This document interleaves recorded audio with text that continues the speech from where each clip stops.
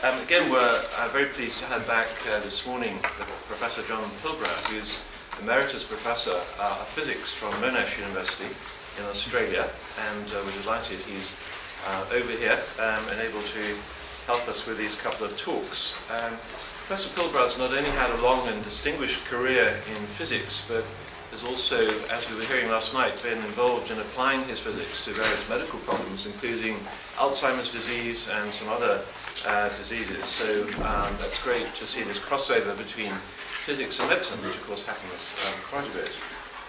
Professor Pilbrow is also the president of ISCAST, as you can see up here.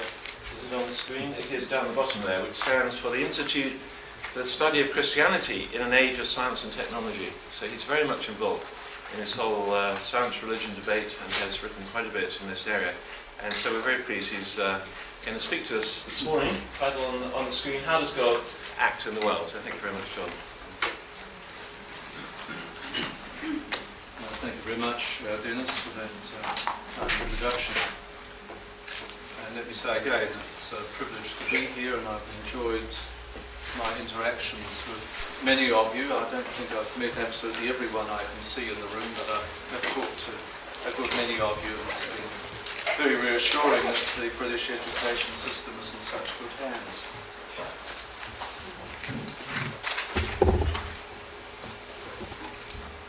We can skip the abstract because I think you've all got that. And by the way, I think everyone should have a copy of the references for this lecture.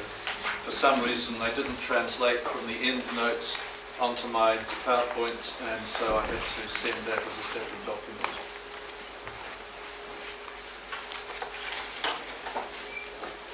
I'd like you to take 2 or 3 minutes to try and answer the following 3 questions. I'm sorry, I don't have them on here.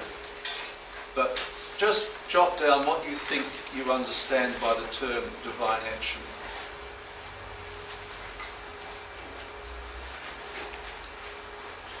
And I'll give the other minute, so I'll give the next one.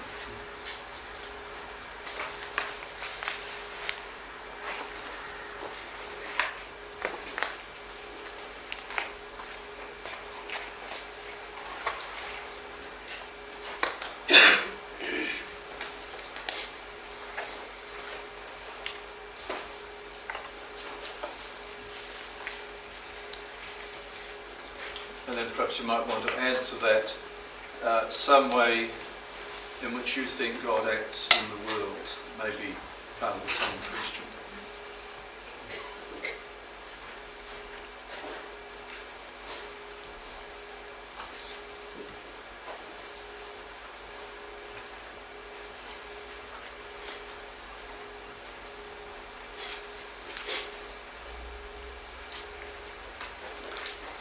And finally, what do you believe happens when you pray?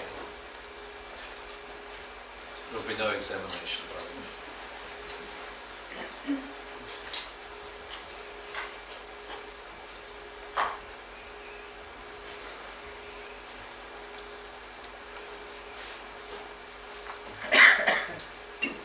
I'm not going to ask for any feedback on this. It might crop up in the discussion at the end. There is no doubt that the explosion of scientific knowledge in our day and the significant level of understanding about how the world works means that Christian thought cannot ignore the challenge of the new paradigms.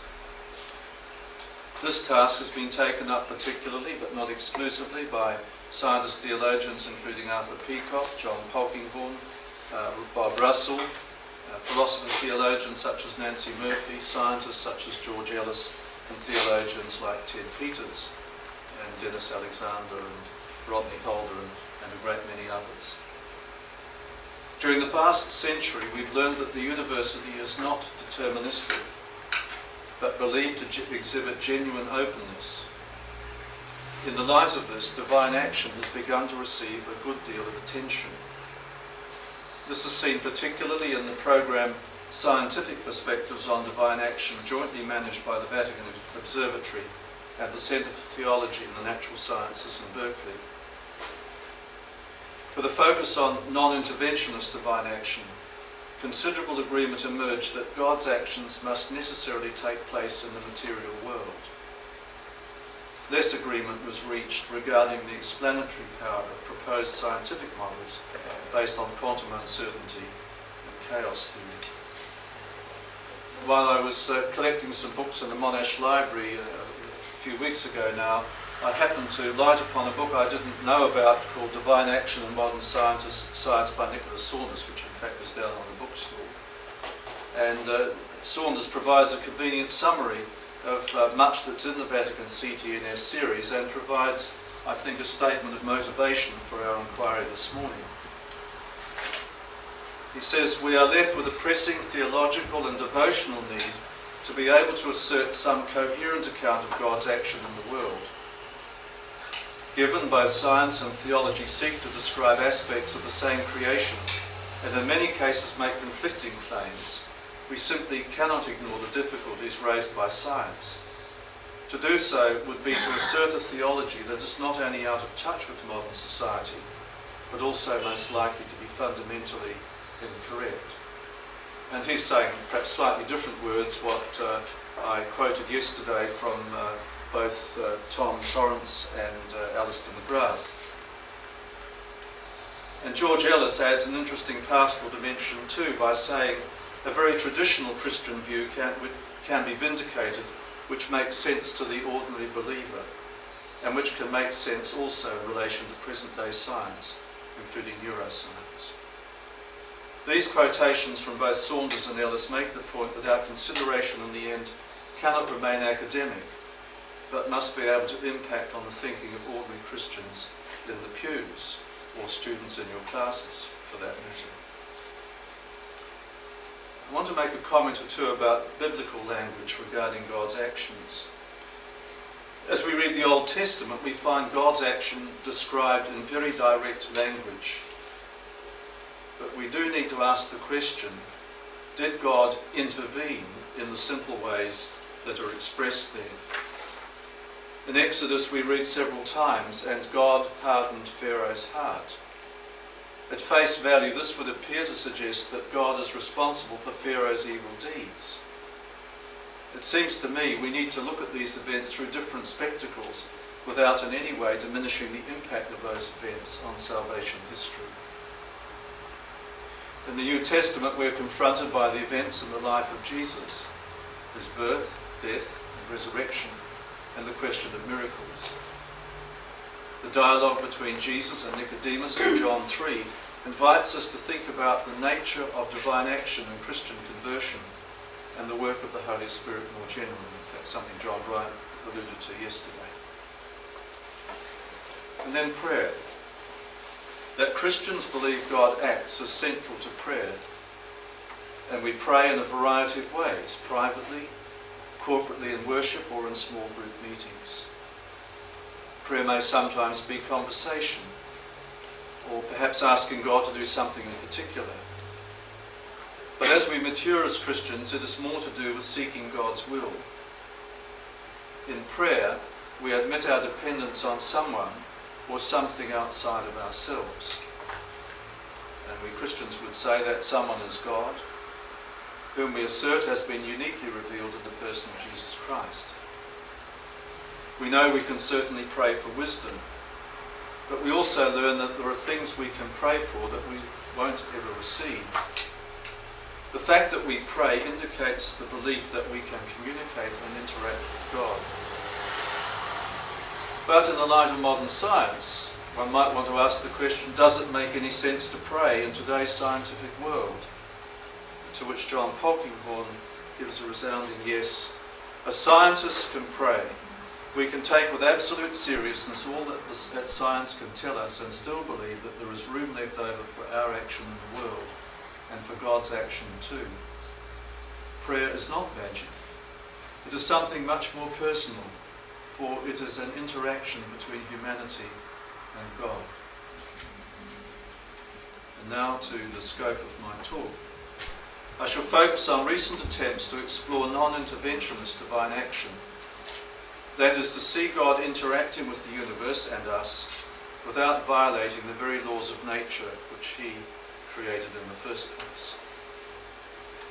It will be important for our discussion to remind ourselves about these four categories that I mentioned yesterday, and I'll be making a bit more use of them today than I did then. Just remind you quickly, theology is about God, his nature and relationship to mankind and the universe. Metaphysics is concerned with the application of first principles. Philosophy is the pursuit of wisdom or knowledge of things and their causes. These are dictionary definitions. Science is based on experimental method, development of hypotheses and theories with predictive capacity. And I'll just remind you of the handout that John Taylor gave us, which has a nice definition of philosophy, a bit more complete than the one I've got here. But in my discussion today, and partly because most of the writers I refer to tend to use the term metaphysics rather than philosophy, I think, and they're used somewhat interchangeably, and I will accept the liberty of doing the same myself. I want to say, however, just at this point, that disputes between people with very different views of reality, even amongst Christians, more often than not result from confusion of categories. One good example is trying to make the text of Genesis 1 into science when it's a theological statement, I believe. I shall discuss both general and special providence, focusing particularly on special providence in terms of both bottom-up and top-down causation. And I assert that such discussion is really fundamentally metaphysical. Attempts to apply quantum indeterminacy and chaos theory to explain aspects of divine action will be presented and critiqued. Both have devotees who claim that these establish conditions for a genuine openness in the universe that allows God and also us to be free agents. But as there is not a single viewpoint regarding either approach, claims and counterclaims will be discussed. Miracles will not be discussed as they're non-repeatable events and fall outside the purview of science. But nevertheless, I'm mindful of the two great miracles, the ones that really matter, the incarnation and resurrection of Jesus. Theodicy and the matter of evil and catastrophe I shall leave to Dr. Ramashoni today. I'm not sure how much of all of that is going to talk about. My main purpose is to provide an overview of recent discussion regarding science and divine action, to present a representative selection of ideas in order to convey something of the nature of the debate. And just to keep our feet anchored on the ground, I was struck by Psalm 131 verse 1. O Lord, my heart is not lifted up, my eyes are not raised too high. I do not occupy myself with things too great and too marvellous for me. I think we just need to remind ourselves of that balance. We're dealing with a difficult subject today, and there were times in preparing it when I wished I'd chosen a simpler topic. As my wife will tell you, she kept wondering why it was taking so long. Now a little bit of background to divine action. I'd like to say just a little about God and creation, just some general observations first. St. Paul, at his philosophical best in Acts 17:28, describes God as the ground of our being. This God is, we believe, ever active in the universe through what we call general providence, from the beginning and since then through continuously upholding it, without violating the freedom given to the universe to be itself. We also recognize that the universe is something other than God's self. Those sorts of statements I judge to be theological in nature. Before proceeding, we need just a few more definitions. Kenosis, emptying, this is the new Shorter Oxford Dictionary, emptying with reference to Philippians 2:7. Self-limitation of the divine power and attributes by the Son of God in the Incarnation. So we need to keep that term in mind. Omnipotence, the property of being all-powerful as applied to God. Omnipresence, the property of being present everywhere at the same time as applied to God. And there are other terms which are used which we may not need to refer to.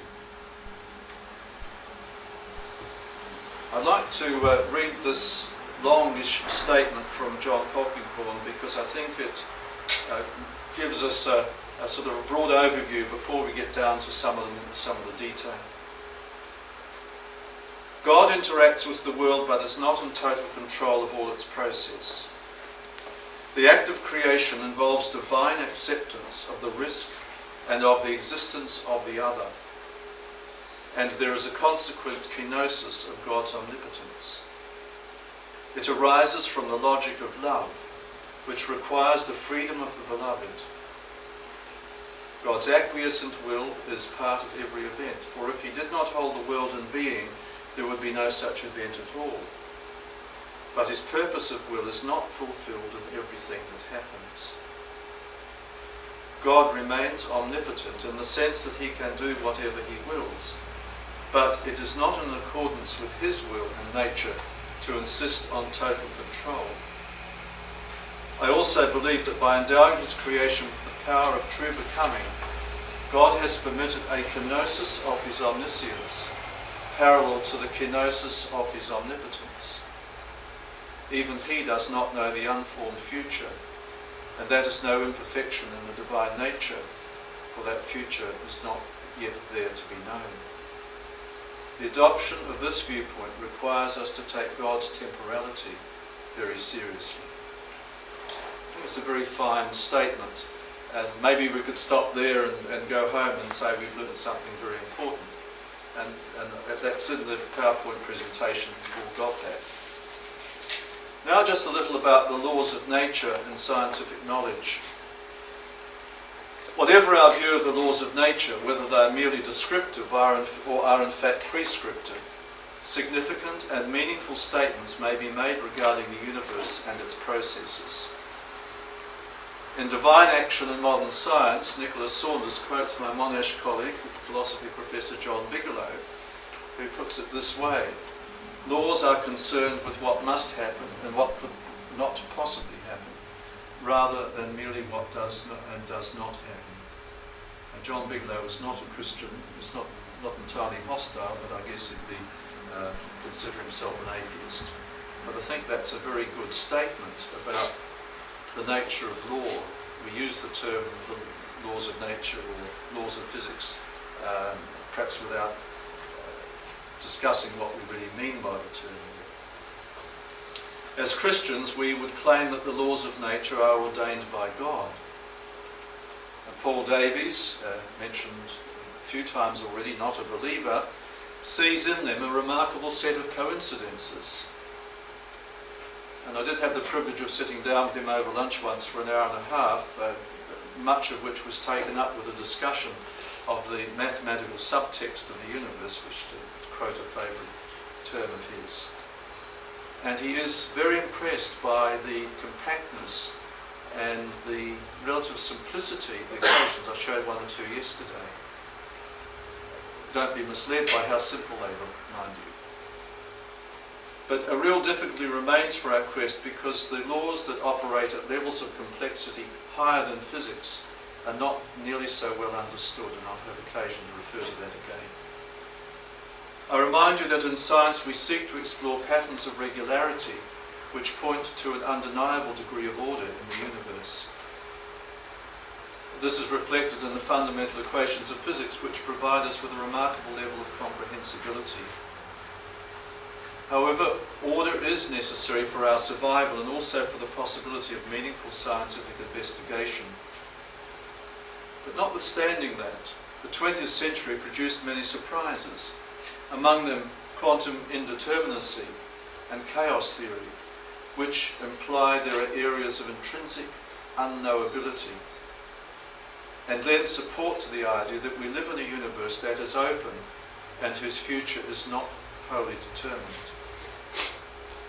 When general relativity plus a lot of other necessary physics is applied to Big Bang cosmology, or when quantum field theory is applied to atomic physics, the results are stunning.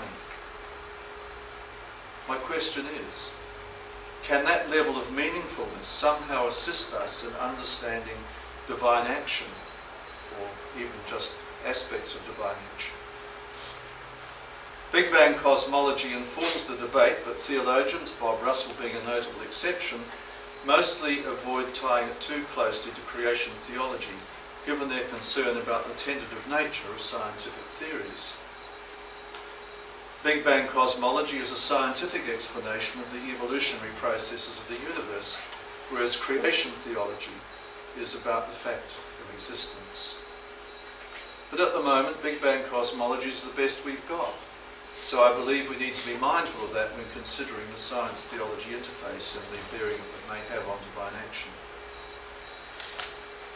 So science depends on there being a meaningful relationship between what we discover about the world and the underlying reality that it represents. Put another way, we are not misled by our observations. From a theological point of view, this means we judge God to be trustworthy. To pursue our discussion, we need to distinguish what we know, epistemology, and how this connects to the reality we're trying to describe, which goes by the term ontology. So you can just... Oh yes, they're both exciting. You can see them on the top. So ontology is the study of being or existence, or alternatively conceptions of reality. Epistemology is the theory of knowledge, that branch of Western philosophy that studies the nature and scope of knowledge and belief. John Polkinghorne claims and states frequently epistemology models ontology, which is explained in the following way. Anyone who wishes to speak of agency, whether human or divine, will have to adopt a metaphysical point of view. And metaphysical views are ontologically serious. They seek to describe what is the case, but there's no simple way to make the connection. Later we'll be confronted by the existence of ontological gaps, or the possibility of those. That is, areas of intrinsic unknowability. And that's exemplified in quantum indeterminacy, which I'll describe in more detail shortly, and is possibly reflected in the absence or ignorance of the initial conditions in chaos theory. But here we must be careful to avoid the God of the gaps that comes about when we confuse epistemological ignorance, that is, gaps in knowledge that might one day be uncovered, with ontological unknowability, that is, those things which we cannot know even in principle.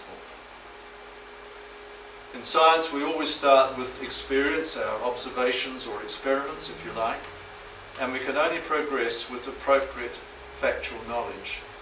Without that, we wouldn't have any science. Our understanding may then follow.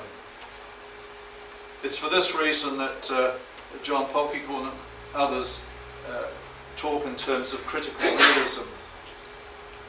That is, while the world is real, science does not deal with all aspects of it. In fact, that heresy is called scientism. I think some already referred to that. But similarly, theology does not include all areas of knowledge. I would call myself a critical realist, and I suspect the other speakers here probably do as well.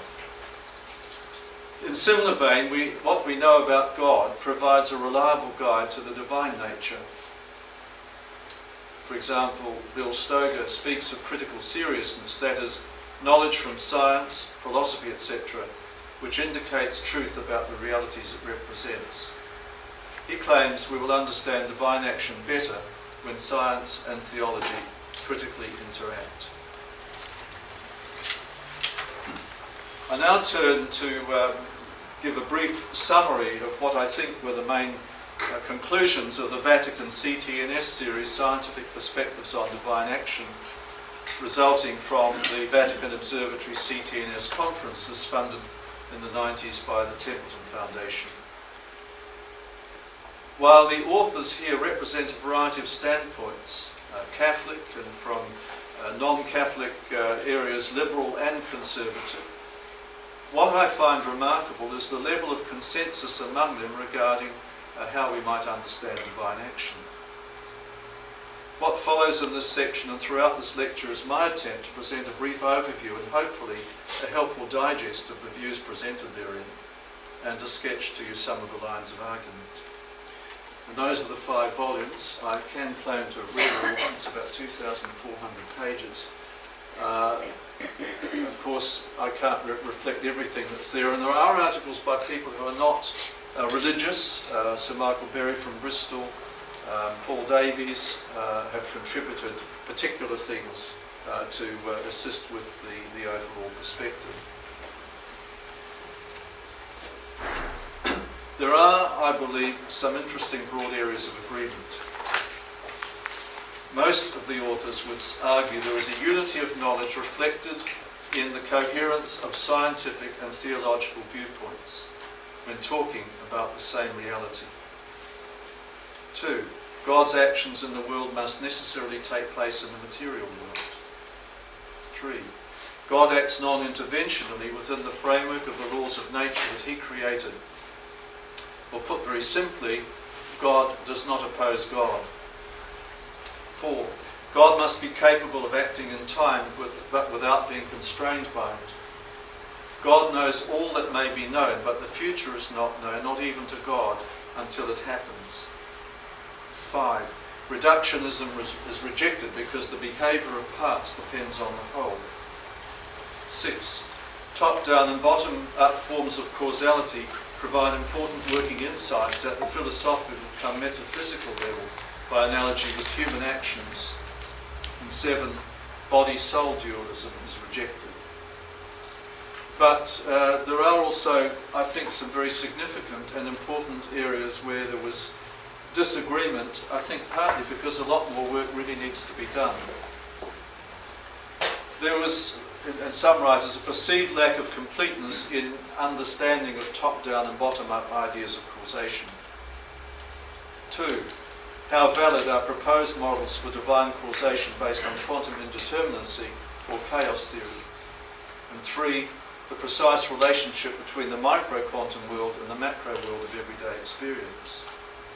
And finally, does quantum uncertainty affect neurological processes in the brain? If so, how does this correlate with top-down causality regarding certain kinds of divine action? And there are probably many more, but just in a first reading, it was amazing to me that when I went back through my notes, I suddenly found a lot of writers were saying the same thing, maybe in different words. If you've read these things, you may or may not agree with me on these tentative conclusions. Now, before I get down to the more scientific aspects of this talk, I want to just distinguish between different aspects of divine action. Firstly, God is seen to act in general providence through the original creation, creatio ex nihilo, and sustaining the universe, creatio continua, through the operation of the laws of nature, which are seen to be expressions of God's faithfulness. This is a theological conviction. None of us can say that we play any part in upholding the universe, even less in its creation. We are the creatures, not the creator. Statements along the lines that God's actions do not contravene the laws of nature that he created are metaphysical and not scientific. We are unable to get a glimpse as to how divine action might actually come about without being able to define the mechanisms in any real detail. God has created the universe ex nihilo in such a way to be open to God's ongoing action, but it is not the closed mechanical system of classical physics. This is the new 20th century understanding that takes seriously the age of the universe and the evolutionary character of unfolding cosmic history. Secondly, God is thought to act in special providence through particular divine actions. This providence includes special occurrences, but I'm leaving miracles out of this, such as answers to our prayers, healings, the coincidences that we sometimes experience, and particular events that we would judge to be attributed to God, and so on. Many writers referred to the necessity of particular ontological gaps in the causal order for special providence to operate. They are called or referred to as causal joints, the point at which God is thought to act within the physical world. Polkinghorne locates the relevant gap in non-linear systems that give rise to chaos. Others, such as George Ellis, Nancy Murphy, Bob Russell, and Thomas Tracy, and others claim it lies within quantum indeterminacy. And then finally, there are miracles, which I'm not in a position to discuss. Perhaps one day I might be able to say something about that. Now, with regard to divine action, I want to say something about non-interventionist divine action. Much of the recent thinking, not just in the Vatican CTNS series, but in what other people are writing, has been directed towards thinking about non-interventionist actions of God in the world. Ted Peters asks, can we discern a non-interventionist yet objective form of divine action?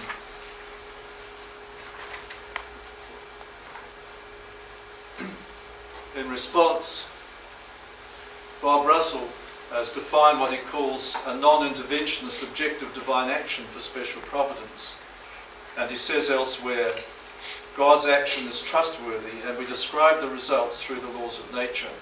In essence, evolution is how God is creating life. The universe is open and full of potential.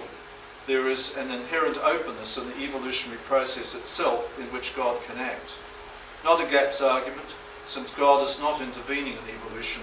Rather, God is already immanent in nature as Trinity, acting with the openness that God gifted to the universe in creating it. Russell includes evolution within his program in special providence, whereas I think most other writers would put that within general providence, but I don't really want to argue about that today. If one is looking for some nudging of evolution, as is often expressed in views of theistic evolution, then Russell's position is understandable. But this view, as I suggest to you, substantially metaphysical in character. Peacock is another who's written extensively regarding non-interventionist divine action, but in his case within a panentheistic framework, which I reject because it blurs God's distinctiveness from the universe. In order to interact with the world and with us, God must have a temporal aspect to his nature, but he is not embedded in nature or in time or in the world as implied by panentheists. Russell poses the question whether God has imposed limits on himself so that he cannot even in principle know the future. And Tracy makes an interesting comment when he says God enacts history, but does not act in history. Before I give my final conclusion in this section, I'll just go back to that which I had in the wrong place.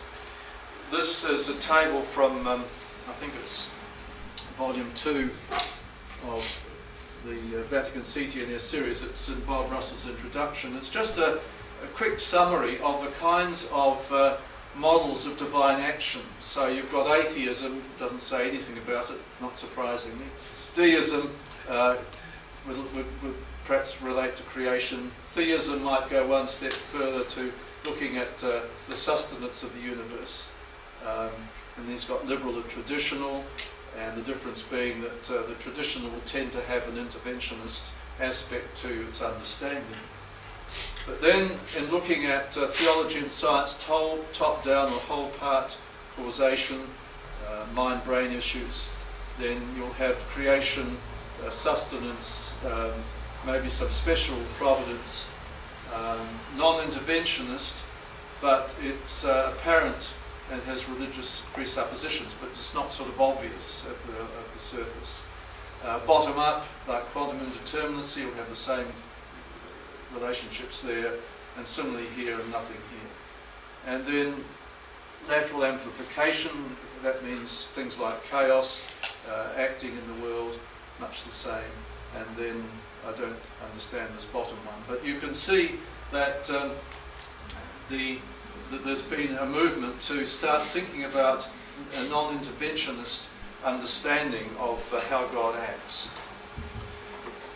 The chief argument against an interventionist picture of God is that it smacks of arbitrary and capricious behaviour, God appearing just now and then to tinker a bit with the world.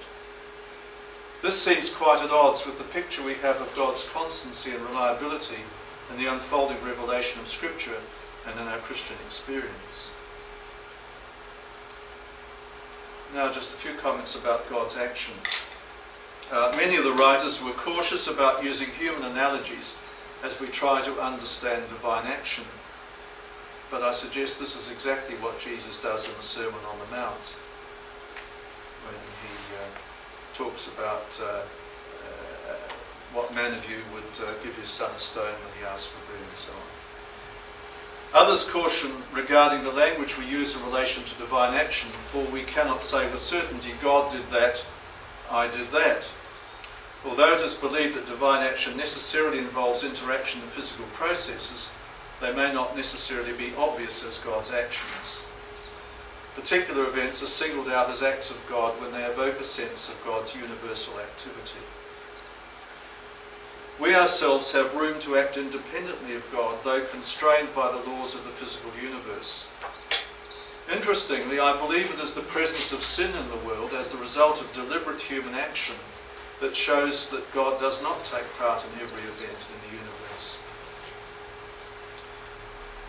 In concluding this section, I remind you that Saunders, in the book, I can't remember what it's called now, but it's at the back, and Clayton, in a reference that's in the references, provide valuable summaries of many of the views expressed regarding divine action. I should forewarn you that Clayton adopts personally a panentheistic model, but his summary and analysis in chapters 7 and 8 of his book is both fair and accurate. Two scientific models of divine action and an open universe. Now I want to consider the two commonly invoked approaches to divine action based on physics, namely quantum uncertainty and chaos theory. The intrinsic uncertainties and unpredictabilities are thought to provide openness in the universe necessary for divine action. What makes this attractive is the extraordinary success of physics in the 20th century.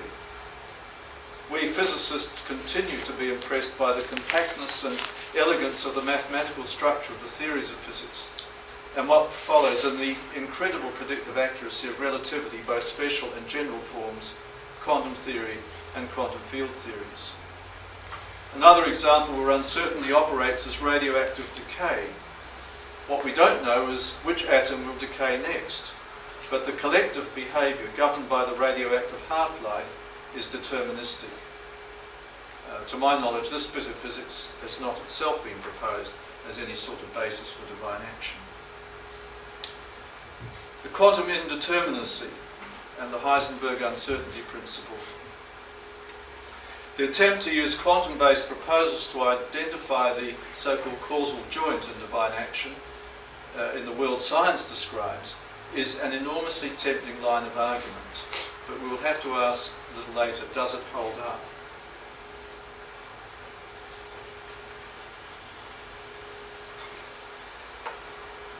Don't be bothered by the equation if equations aren't your thing. The Heisenberg uncertainty principle is of importance for the very small, such as atoms and elementary particles. When we make a measurement of, say, the speed or momentum of an electron, we must use photons, that is, electromagnetic radiation such as light. And this perturbs the system to an extent represented in the following inequality. Delta X is the uncertainty in the position, say, of an electron, and delta P is the uncertainty in its momentum. And I see that has not reproduced. On the right, this should be an H, Planck's constant, with a little cross through it. The limitation here is not imposed by any lack of precision in our measurement. It's an intrinsic limitation imposed by the nature of quantum reality. It doesn't matter how accurate our measurement is of either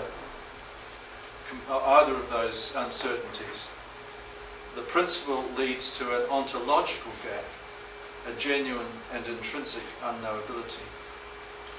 At a technical level, it results from the fact that the quantum operators for position and momentum do not commute. That's a technical mathematical point which some of you may appreciate. If you don't know what that means, don't worry about it. Sometimes quantum measurements are described as the collapse of the wave function. But quantum mechanics, based on the Schrödinger equation, is actually deterministic, even though it leads to probabilities for the outcome of measurements, and is often referred to as a statistical theory. Other aspects of quantum mechanics, such as wave-particle duality, in other words, an electron is sometimes seen as a particle, sometimes seen as a wave. You wouldn't have an electron microscope if it weren't wave-like. Non-locality, that is, that something that happens here can influence something there well beyond the range that could be achieved with communicating via the speed of light, and so-called Bell's theory, and something else called decoherence. These lie well beyond the scope of today's talk. Well, what about arguments for the application of the quantum uncertainty as leaving open sufficient openness in the universe? Nancy Murphy says the outcome of quantum measurements are fully under God's control while being apparently random to humans. She goes further elsewhere and claims that God is involved in all quantum events. And that's a very big jump. Her claims, I suggest, are metaphysical and are not scientific, and I don't see at the moment how one could either prove or disprove her conjecture. While generally supportive of her view, Bob Russell argues that God is not involved in all quantum events, and he also argues that a change occurred with the emergence of human consciousness. That too, I think, is actually quite hard to prove or disprove. The application of quantum uncertainty demands that microscopic effects at the level of atoms or elementary particles must be able to achieve macroscopic changes. This is thought to provide scope for God to effect the course of events without disrupting the structures of nature, since they will continue to provide for both novelty and regularity in the world. Russell and many others also argue that DNA mutations can occur as a result of local quantum events due to the uncertainty principle, though neither he nor others appear to have offered a scientific explanation in detail. I suggest you mutations can certainly occur through biochemical malfunctions at the cellular level, and they can also certainly be caused by cosmic rays, which is something John Bryant mentioned yesterday too. Now, there are considerable arguments against the relevance of quantum uncertainty as having anything to do with divine action. Nicholas Saunders, an ex-physicist, who's written this: the thesis that God determines all quantum events is not only scientifically irreconcilable with quantum theory, but also theologically paradoxical. There are also fundamental philosophical difficulties to be overcome if we hold to the thesis that God influences only some events at a quantum level. Moreover, the scale of the providence required for divine action through quantum physics is truly phenomenal. Since human beings have free will, then this situation becomes absurd. By making quantum measurements, we are determining the state of divine determination in a way that must significantly increase the already considerable amount of time God requires to achieve anything. The linking of divine action to quantum mechanics must take place by some kind of measurement interaction. This also places God at a subordinate position to creation, and the episodic nature of measurements places severe limitations on the possible actions God could achieve. It seems reasonable to conclude that a theology of divine action that is linked to quantum processes is theologically and scientifically untenable.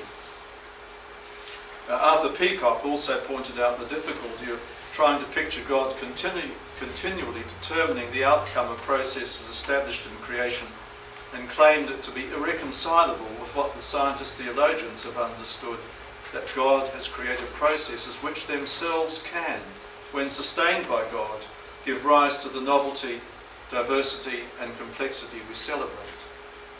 He rejected quantum indeterminacy in this context because he doubted that large effects caused by small changes in initial conditions within quantum systems actually occur.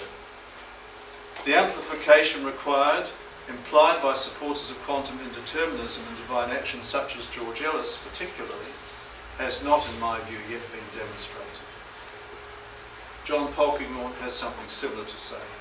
There is a particular difficulty in using quantum indeterminacy to describe divine action.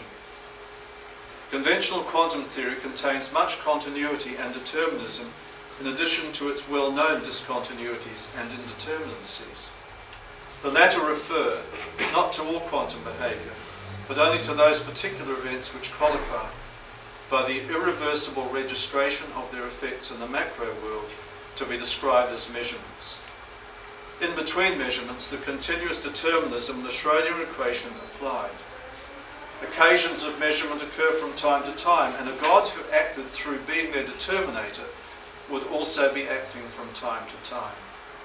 Such an episodic account of providential agency does not seem altogether satisfactory theologically.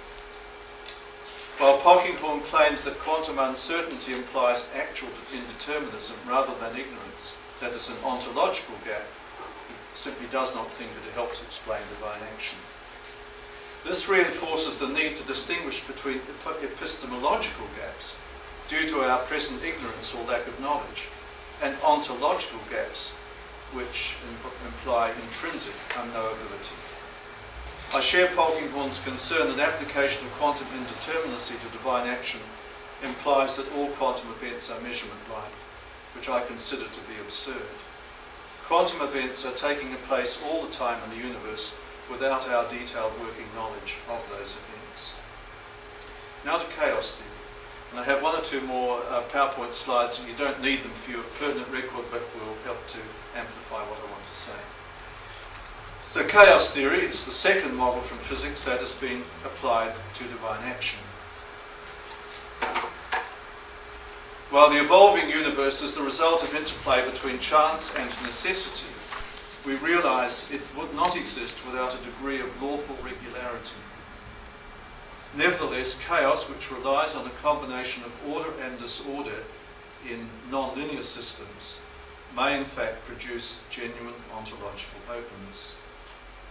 Modern chaos theory was discovered by Edward Lorenz at MIT more than 40 years ago within his long-range weather forecast model, where he found minuscule changes in initial conditions had a profound impact on the outcome, often referred these days to as the butterfly effect. The surprise was that chaos showed up in a classical physics model, which by its very nature is deterministic.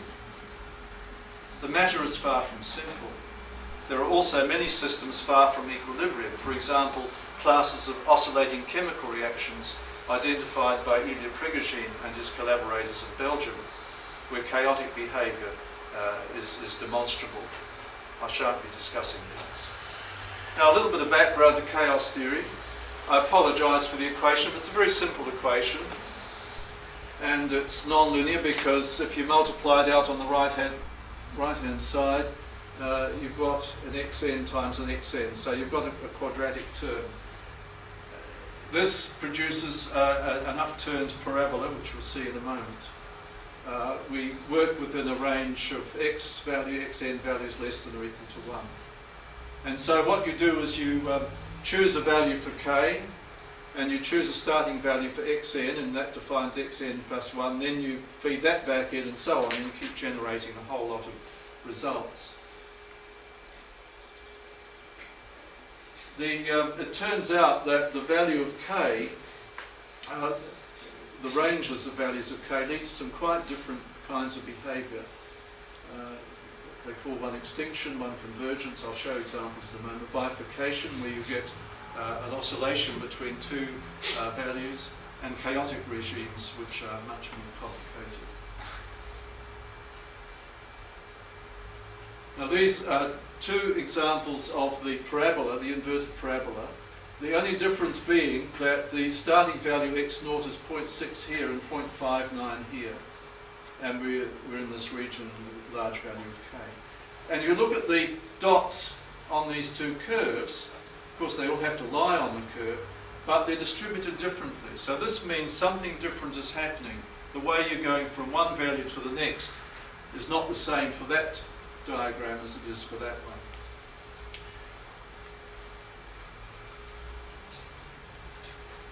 I'll just put all these up in the middle. This is what's called convergence. So you, in some cases, different value of k, very small starting value for x naught, it climbs and then it just essentially settles down to a single value.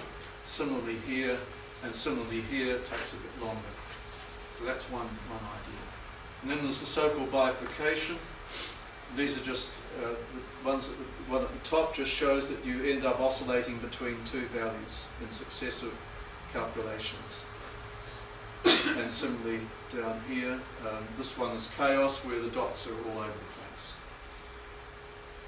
That's just to show that a relatively simple equation. This is the example that people use to discuss chaos theory. Some of the symbols haven't transported here. This is Lorentz's equations for his long-range weather forecast model, but something hasn't copied over very effectively. I'm not going to discuss this in detail, but these are what are called nonlinear differential equations, and they lead to these uncertain outcomes. I think I best move on from that. But following that, you can get pictures like this of the trajectory, not those sort of graph-like things I showed, but these are plotted on a two-dimensional plot, and I got this off the internet and it's reproduced here with the permission of Professor von Petersdorf. And you get the behaviour converging into these regions in here, and I think that goes by the name strange attractor. I don't want to discuss that in detail, but when you read anything in this area, you find such beautiful pictures, even much more beautiful than that. So, where do we move from here? The arguments for John Polkinghorne is among a minority who believe that it's the unpredictabilities and chaotic dynamics that provide the required openness in the universe in which divine action is possible.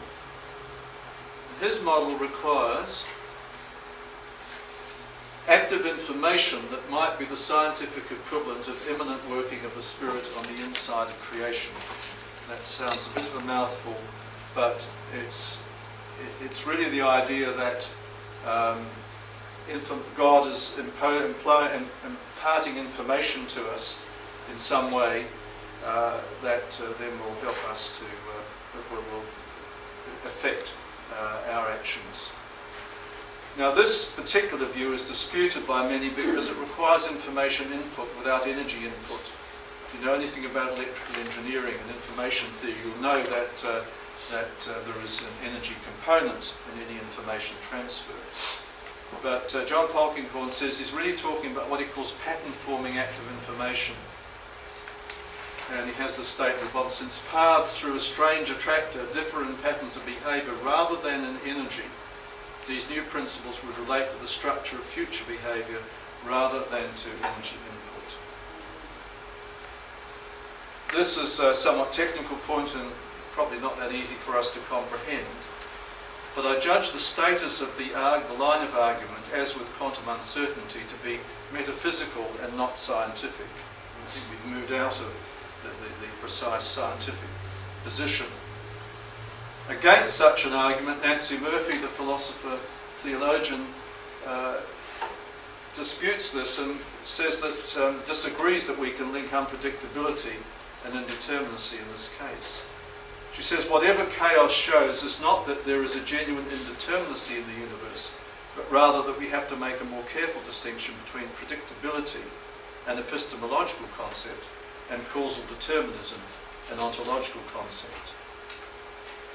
We value the clarity provided by philosophers such as Murphy, but I think a real problem here is that what constitutes openness in the universe has not been sufficiently defined here, or indeed in all the things I've referred to. Until we considered how these two options, that is quantum indeterminacy and the ignorance of the initial conditions in chaos theory might operate within top-down or bottom-up causality, we should perhaps suspend our judgment for a moment. Now, just a few things about top-down and bottom-up causality or causation. Various people, Ellison, Murphy, Peacock, and others, consider hierarchies of emergent complexity and organisation. I shall take as read that emergent higher-level properties exist in the universe. Reductionism is rejected because systems become more complex as one moves up the hierarchy and cannot be reduced to lower-level categories. For instance, physics cannot be reduced simply to mathematics, and biology does not reduce to physics and chemistry. Notice in this scheme there's a bifurcation. You go up one side up to sociology and ethics. On the other side you're in the sort of non-material area leading up to cosmology, but where there's a link ultimately to metaphysics and theology in this scheme. Emergent levels of meaning and order in the hierarchical structure present possibilities for both bottom-up and top-down action.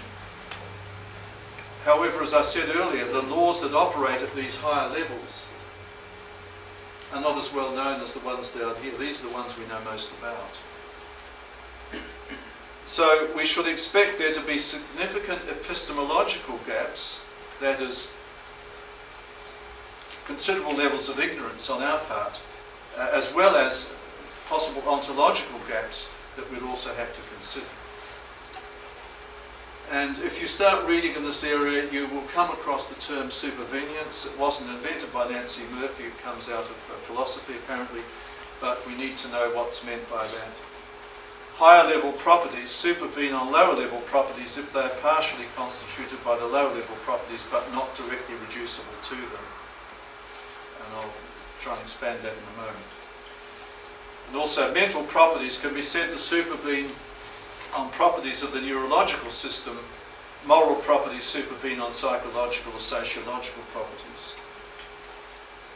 Murphy uses the supervenience idea particularly in relation to the mind-brain problem. And she says a mental state is supervenient on a state, I've got it here, on a state of the brain or of the neurological system more broadly. It is not a state of some material entity. It's a rather important point. What she's saying here is that mental states are not located in some entity as the soul.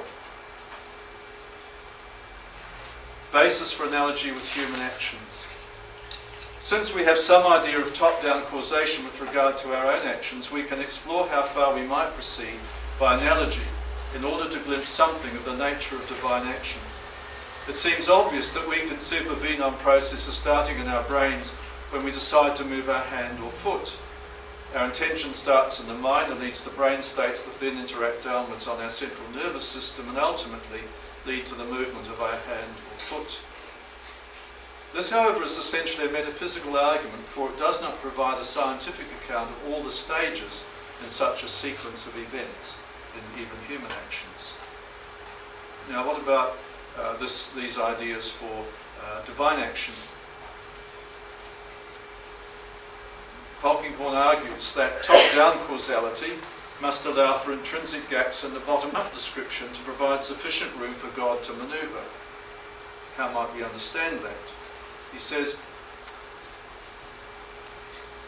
if quantum indeterminacy or chaos theory are to provide the necessary linkage, they must, now this is my statement, they must influence upper levels of complexity through bottom-up causality at the same time as, say, God's intentions are being manifested through cosmology on the one hand, or by direct interaction with our minds and our brains on the other. The extensive analysis of these issues, as found in the 5-volume Scientific Perspectives on Divine Action, does not yet provide a certain route to the causal joint for divine action. That is the point at which God acts. If real progress could be demonstrated beyond reasonable doubt, then we will be able to claim scientific status for our explanation.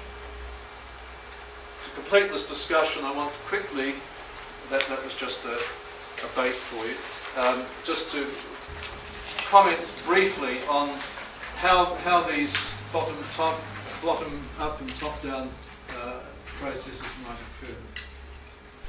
I sort of put general providence on that side and special providence on that, but don't take that division too literally. Think of quantum uncertainty. Where might it act in here? Well, certainly will act in processes inside stars, I imagine, at cosmological level.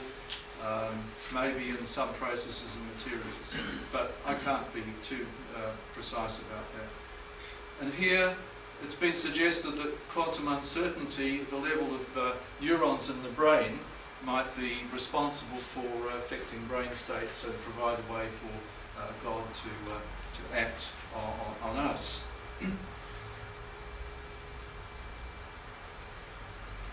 Then, if we think of chaos, that will certainly operate at a more macroscopic level of systems rather than just at the level of atoms.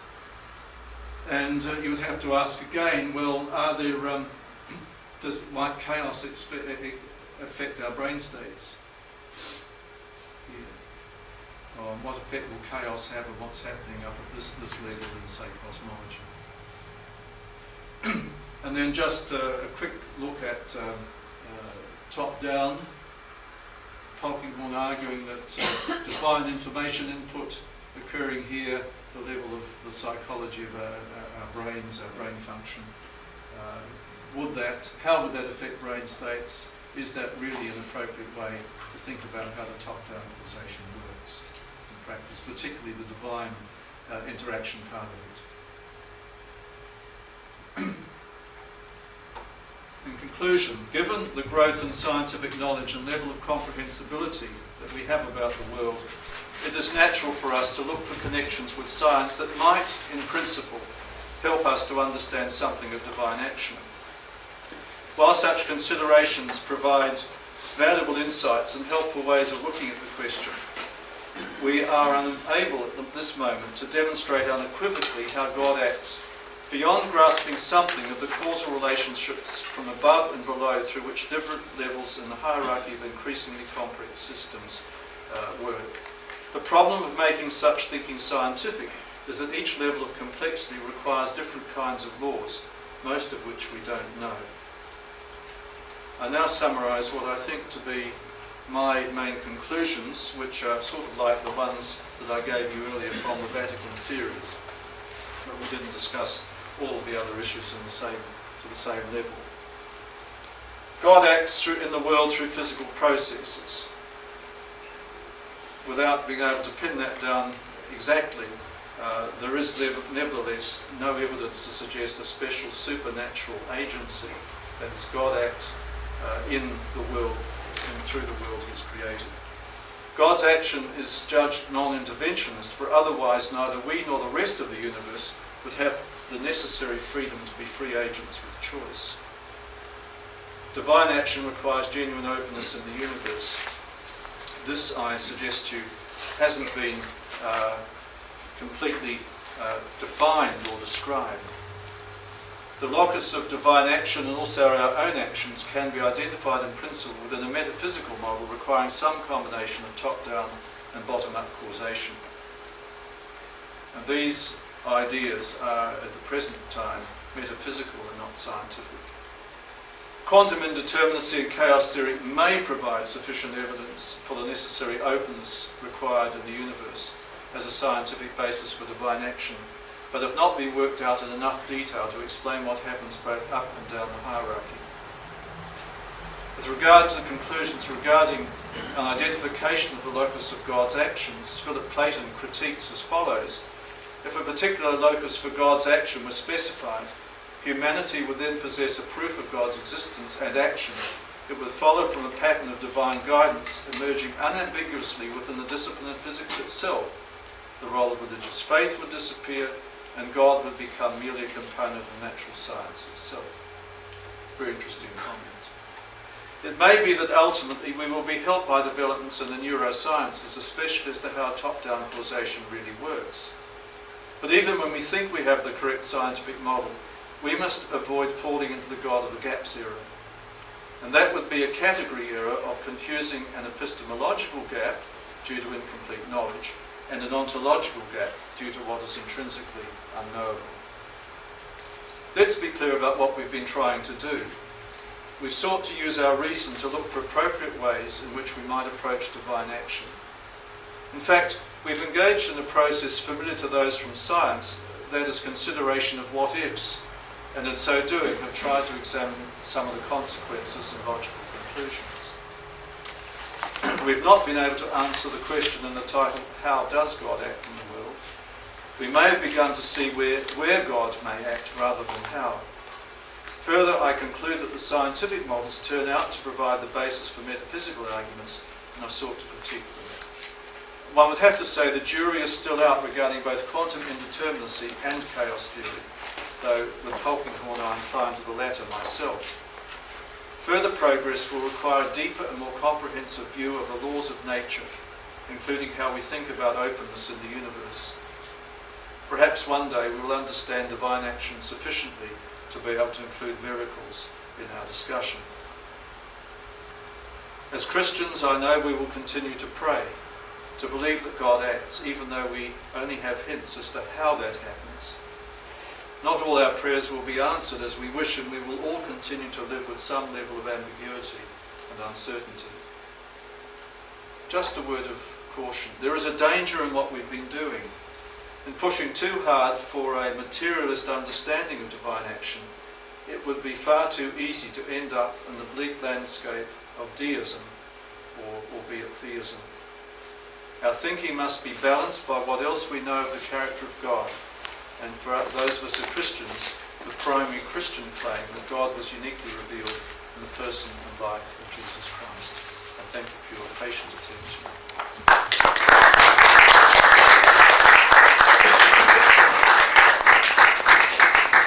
Thank you very much, John. So we've got some time now for questions and discussion on this quite tough topic, I know, to start off early morning on a Sunday morning. Actually, I think I'll start off the questions this time and take Chairman's prerogative. So John, it seems to me, thinking about the brain and the way the brain works, I mean, it has about 10 to the 14 synaptic connections in, and they're regulated by chemistry, basically, by neurochemistry.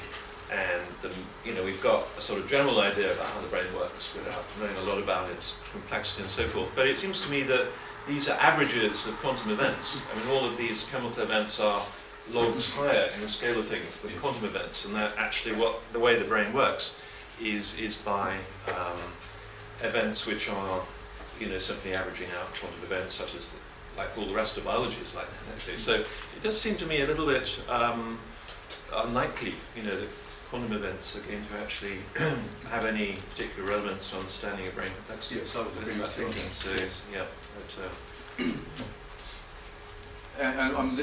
just to follow that up, the issue with the application of quantum indeterminacy is that quantum indeterminacy is defined within quantum mechanics in terms of the business of making a measurement. And it's when we put our measurement equipment in the way and we try to find out something.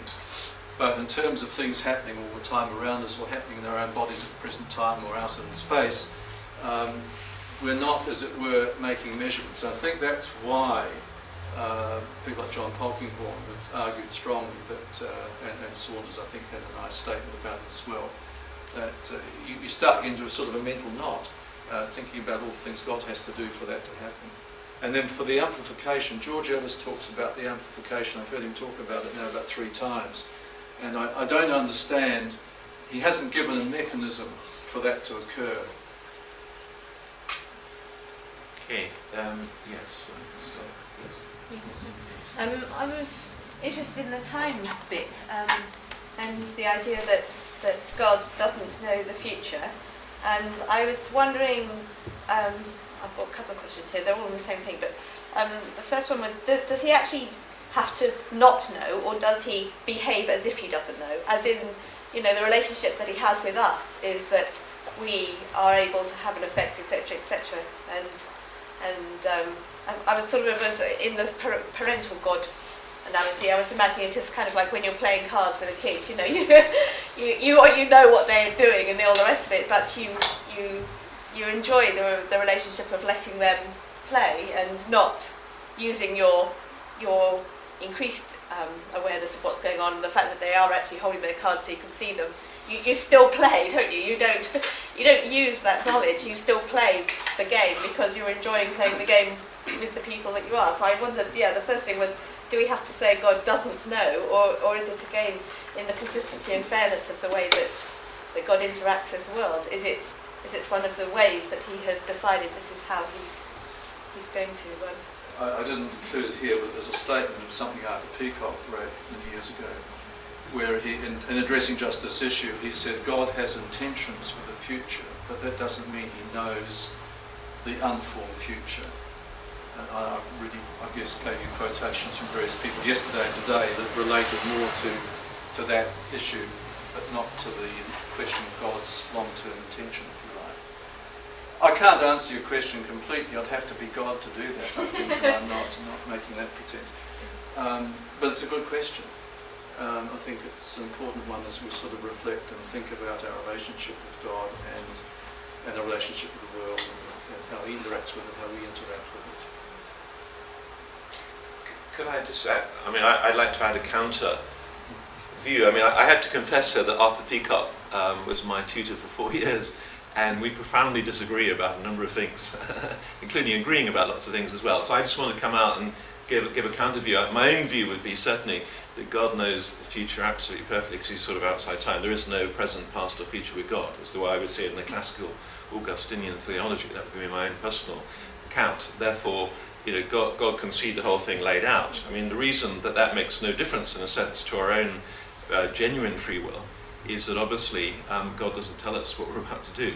Otherwise we wouldn't be free, or we'd change our minds probably. So in that sense, God can see the whole thing as a map, but our own, I would say our own free will is a genuine free will. And in that sense, certainly the future is open for us. It's not determined for us in that sense. But I would personally prefer to see, because of a lot of biblical theology, of a God who sees past, present, and future as just one great topography, all laid out. But thankfully, God doesn't tell us the future, and I'm very, very thankful about that. That's a great mercy, I think. But so I'm just getting, it's good we can have different views on these quite difficult things. So, but yeah, lots of hands going up here. So. Tentative hands and firm hands. So who's got a firm hand? Your hand. Just Yes. to comment on the same issue that Yes. you mentioned the difference between predictability and causal determination, and I think this is a vital distinction when we're talking about the foreknowledge of God, that we can know things, for example, about our students and when we predict grades and so on, but we do not cause them to get that particular grade in the exam. And so if you have perfect knowledge, you could know all of the possible different outcomes but still not determine a particular outcome. This was a question like this. Me? Well, I was just thinking about the prophecies in the Old Testament that were fulfilled in the New Testament, such as Jesus' clothes, the soldiers playing dice with them, which he could have had no control over. So there must be some element that God knows what's going to happen in the future, and He tells us in Revelation about what's going to happen yet further ahead. But I entirely agree with you. It just seems we've got free will. Yes, I think. But He must have an overall plan from beginning to end, and we're all sort of muddling around in it. Yes. Question back, yes. I'm not sure if I can explain this very well, but as I was listening to you speak, I wrote down, what is the difference between pattern and causality? The physics seem to be very much looking at cause and effect. For example, we pray, you either get the answer or you don't, something happens, and it's a sort of timely thing. And I was thinking around this, and something that I seem to recall from long distant past when I was studying chaos theory, and it seems to suggest that if you get far enough away and you begin to see pattern in the pictures, we saw a sort of patterny thing, and that seemed to be a more of a spatial thing than a timely thing. We said the universe is space-time. Well, those patterns in reality will, in a physical system that's behaving chaotically, will of course occur as a function of time, not just as a pattern on a computer. Yes, my thoughts were running on. We were asking about what is prayer, and perhaps prayer is not to be so much understood as a timely thing. I pray and something happens, but perhaps it's more revelatory, and as we pray we see or are given from God a little bit more of the picture, the spatial element, if you like, and to see more of the big picture, if you like. That's really where I was going on this, thinking that to look for cause and effect is perhaps only one way of seeing prayer. Another way is through revelation and seeing, given by God, more of the picture. Well, in a more spatial way, if you like. Yeah, well, I was really trying to say two things regarding prayer. One was a motivation to think about today's topic, but not just in terms of God, answering my prayer. I mean, I don't pray for parking spaces, for example. I think there are other issues there. But to think of our interaction with God, you put it in a different way, and that's fine. God's interaction with us is just as important as it were, some providential event that he causes on our behalf. I mean, surely, to function we need the sort of level of enlightenment, I think, that's implied by your comment, to be sort of whole-rounded human beings in relationship with God. Rodney, well, I was going to. Mine was to do with this amplification business. I mean, is this simply saying there's a quantum event and it causes something at a macroscopic Yes, level? Because, well, what about the Schrodinger's cat experiment, which where the life or death of the cat depends on a quantum event? I thought some of might ask. I mean, it's the famous does paradox. everyone know about Schrodinger's? Perhaps you should just explain. Oh, well, Schrodinger's argument yes, was to yes. try and understand quantum uncertainty. You've got a cat in a box and there's some poison there inside. And the question is, when you open the box, will the cat be alive or dead? But in some ways, I think the Schrodinger's cat thing is a sort of a distraction. It's not, it's an extrapolation from something which really is fundamentally happening at a fairly microscopic level. I think as thought experiments it's fine, but I've never found that example particularly illuminating in terms of my understanding of quantum mechanics or quantum events. Because I don't think it's not talking about amplification. And I think, I'll have to take this up with George Ellis, but I really think, having heard him 3 times in the last couple of years, that this argument about amplification, either he should put up or shut up. In other words, he should tell us how he thinks it works, which I don't believe he has done. He hasn't done it in my hearing anyway. Or think of some other way of trying to talk about it. But I think that's a real Achilles heel in that argument, because I don't believe that he or others who promote this idea have really explained how they think it happens. And if you're talking about a mechanism, I think it's only fair to the audience that you should try and do that. And I haven't thought of a way of doing that. Yes. Quite early on in your talk, you said that the thesis that God determines all quantum events is theologically paradoxical. What did you mean by that?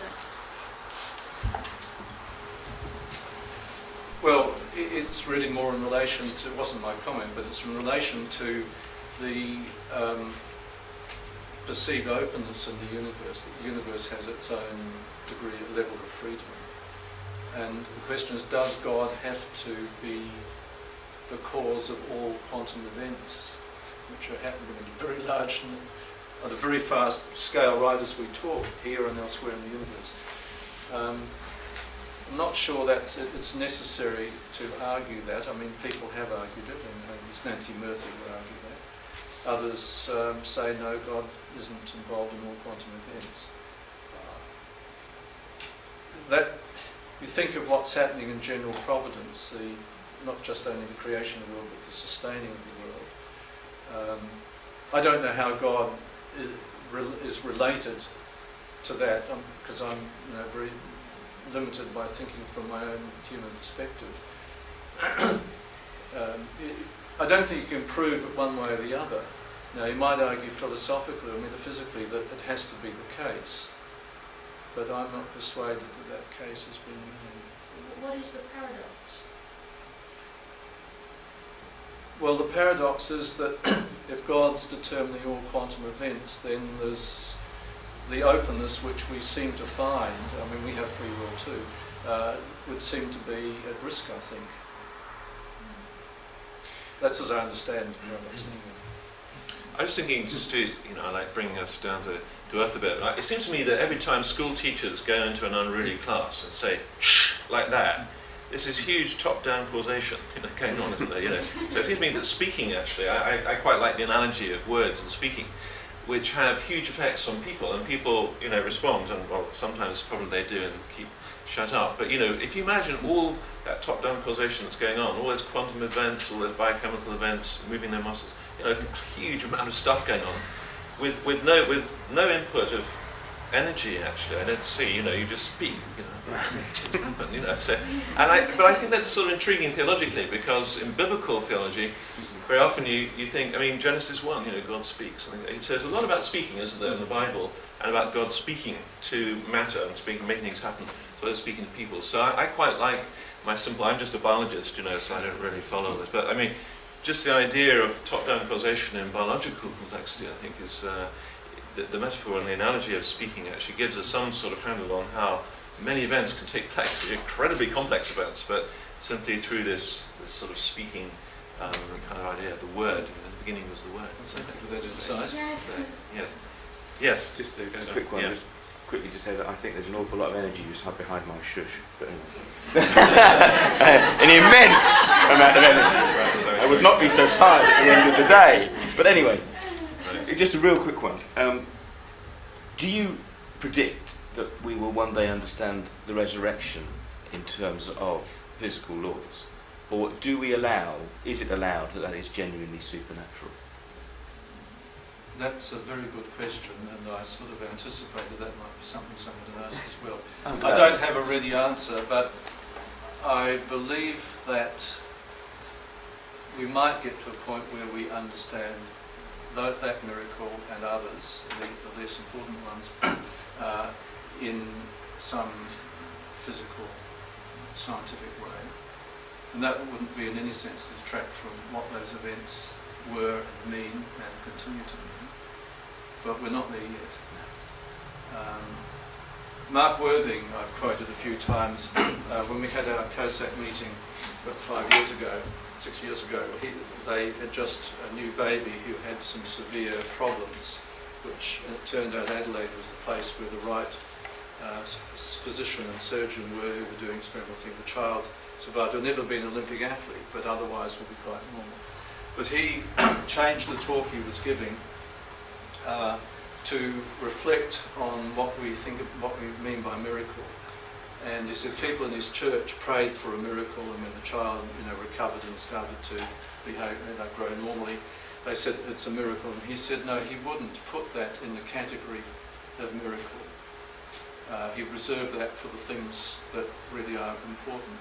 But that raises the question of whether God intervenes, or whether these two are part of the non-interventionist God. But when we say God, we believe God, argue that God is non-intervening, it's not that we believe God is doing nothing, but we don't believe. It's an argument that says he's not just stepping in and doing something down there and going to sleep. That what God does, whether it's the incarnation and the resurrection or the parting of the Red Sea, that in some sense these are part of God's normal activity, but they just strike us as being odd because they don't happen every day.